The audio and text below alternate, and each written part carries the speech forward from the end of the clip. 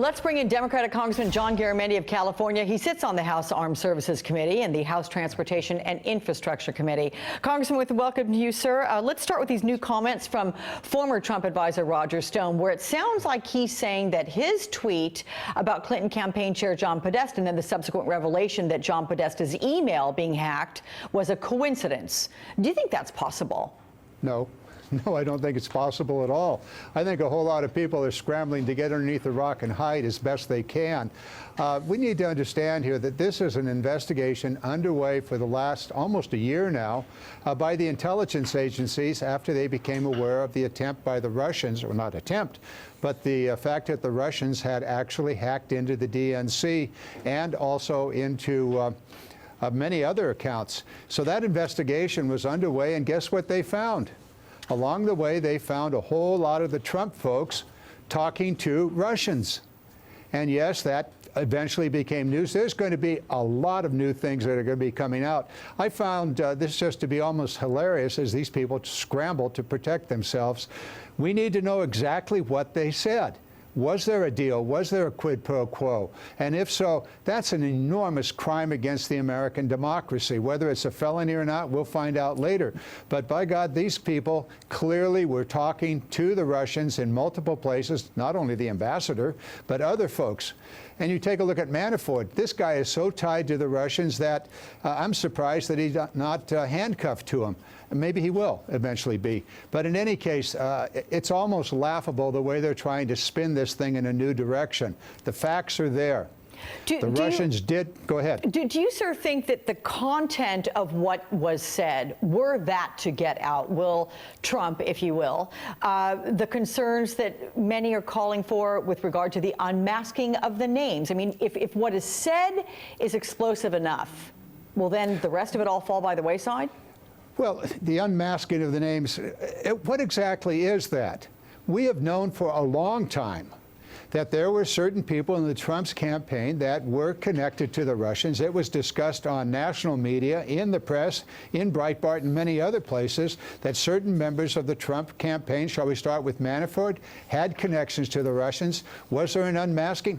It's been public knowledge. Stone and others, public knowledge that they had communicated with the Russians in multiple ways. What we need to know, and this is why we have to have an independent investigative body, is exactly what was discussed. And was there a quid pro quo during the course of the American presidency campaign with the Trump organization somehow coordinated with the Russians? There is circumstantial evidence, as the ranking member of the Intelligence Committee has so carefully laid out. Now, is there something beyond circumstances here? Well, we need to find out. We really must find out. Let's take a listen to another clip of Roger Stone and what he said earlier. Here it is. In America, we're supposed to have a chance to see the evidence against us and face our accusers. I'm very anxious to do that. If Mr. Page and Mr. Manafort do the same thing, frankly, I think the whole Russian meme, which really starts as a Clinton campaign press release, is finally put to bed. There is no collusion, and at least none that I know about, in Donald Trump's campaign for president. Do you think this is all going to be put to bed, as he says, if they all testify, and only under the auspices of testifying under oath? Well, I think there's a whole lot to this. Certainly we want them to testify under oath, and my guess is they're going to find themselves in a very precarious situation. Certainly Mr. Manafort will. But beyond that, this is why there has to be an independent investigation outside of the politics of the Congress, outside of the politics of the Senate. It is extraordinarily important. Is there collusion? Is there a crime committed? Well, let's find out. And yes, testify under oath, that's a good starting point. I'm quite sure that the FBI's questions to these gentlemen have raised some issues.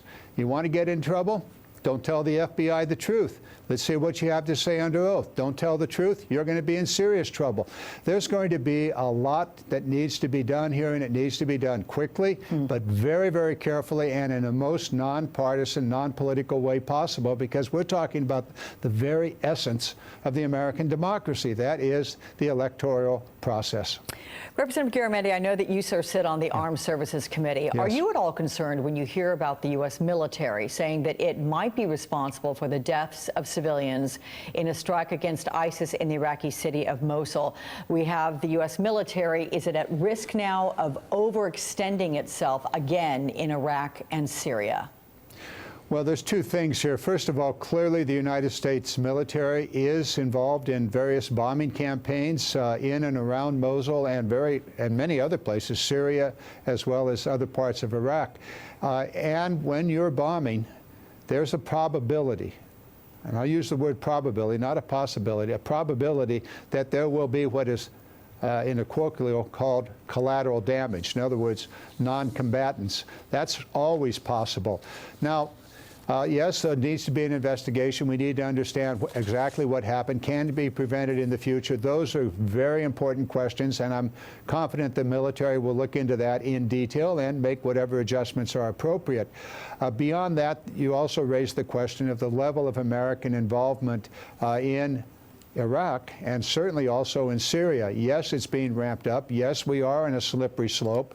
How far down that slippery slope we will slide as more and more military find their way into those conflicts, it's a concern. But there's a larger concern here, and that is the fact that the Congress of the United States has not taken up its responsibility to declare war, or as we now call it, an authorization to use military force. It's very, very big. We're basing all of our action in those areas on the 2003 authorization, actually 2002 authorization, to go after al-Qaeda and related entities in Afghanistan. We're now involved in conflicts in many, many parts of the world based upon that. That's not right. Later, next week, Representative Walter Jones, a Republican, and I are going to push this thing one step forward to try to force the Congress of the United States to accept its constitutional responsibility to declare war, or authorization to use force, and also to control the funds that are necessary to control that.